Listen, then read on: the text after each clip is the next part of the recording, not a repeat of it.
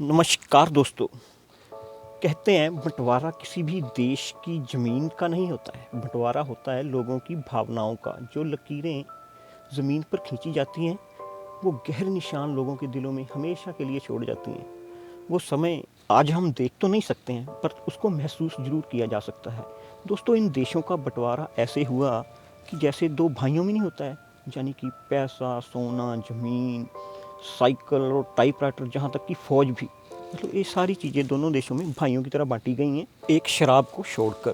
क्योंकि इस्लाम में शराब हराम है, इसलिए जो शराब है वो पूरी भारत के हिस्से में आई है। बहुत से कारण हैं दोस्तों पाकिस्तान बनने में, लेकिन एक इसमें बड़ा कारण ये भी है कि जो मोहम्मद अली जिन्ना थे उनको पूरे भारतवर्ष का प्रधानमंत्री बनना था, लेकिन उन्हें ये बात पता थी कि पूरा हिंदू समाज उन्हें प्रधानमंत्री के रूप में कभी भी नहीं स्वीकारेगा।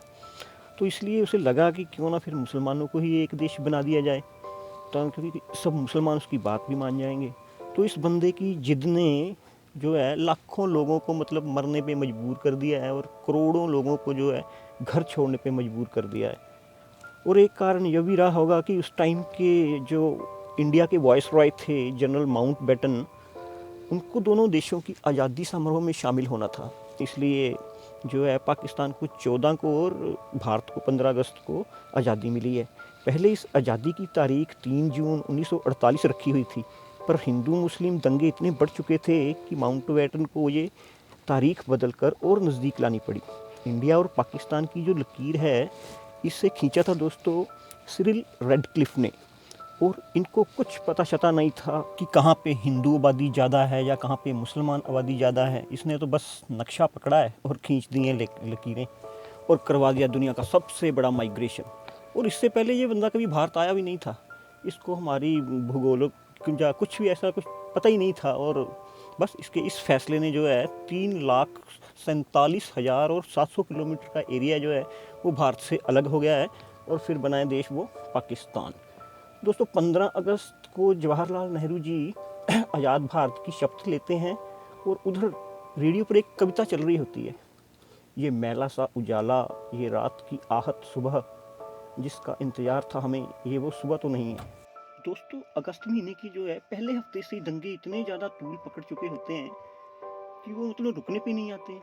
4 अगस्त को जो है 60 मुसलमानों को अमृतसर में कत्ल कर दिया जाता है और उसके ठीक 2 दिन बाद यानी कि 6 अगस्त को लुधियाना में फिरोजपुर रोड पर 74 सिखों को मार दिया जाता है। यानी कि हर रोज़ लगभग 100 लोगों की जान जा रही थी। आज़ादी के 2 दिन पहले यानी कि 13 अगस्त को लाहौर से एक ट्रेन चलती है और जब वो अमृतसर पहुंचती है तो उसमें एक भी इंसान जिंदा नहीं बचा था। और फिर जब उसके बाद जो दिल्ली से है लाहौर के लिए एक ट्रेन चलती है, उसमें जो बचे हुए पाकिस्तान के कर्मचारी या उनके ऑफिसर थे जो उनको लेके ट्रेन चलती है और जब वो पटियाला में पहुंचती है तो उस पर हमला हो जाता है। और यह बात की खबर जब पाकिस्तान में पहुंचती है तो उधर तो फिर ज़्यादा ही हल्ला हो जाता है। तो उधर से फिर जो पहली ट्रेन आती है उसमें दोस्तों बताते हैं, मतलब आंकड़े तो क्लियर नहीं है लेकिन फिर भी आंकड़े बताते हैं जो कि मतलब 10,000 से ऊपर जो ट्रेन में वो इंसान मतलब मारे गए थे। किसी का हाथ नहीं है, किसी का सर नहीं, मतलब एक भी इंसान जिंदा नहीं था। पूरी ट्रेन खून से लथपथ थी। और जो ट्रेन का सबसे पीछे वाला डिब्बा था उस पर एक पर्चा चिपकाया हुआ था। उस पर्चे पे लिखा था कि नेहरू और पटेल को आज़ादी मुबारक हो। और उसके बाद तो दोस्तों हर आने जाने वाली ट्रेनों के साथ वही हाल होने लगा, इधर से जाए तो कत्लेआम, उधर से आए तो कत्लेआम। इस दौर में जो सबसे बुरा हाल हुआ है दोस्तों वो हुआ है महिलाओं और बच्चों का। मतलब महिलाओं की लाखों के हिसाब से इज्जतें लूटी गई हैं और लाखों के हिसाब से जो बच्चे मारे गए हैं और लाखों ही लोग जो हैं अपने घरों से बेघर हो गए हैं। तो दोस्तों, कैसा था ये बंटवारा? आप अपनी राय कमेंट सेक्शन में मुझे ज़रूर बताइएगा। और वीडियो इन्फॉर्मेटिव लगा हो तो चैनल को सब्सक्राइब करें और वीडियो को शेयर ज़रूर करें। जय हिंद दोस्तों, जय भारत।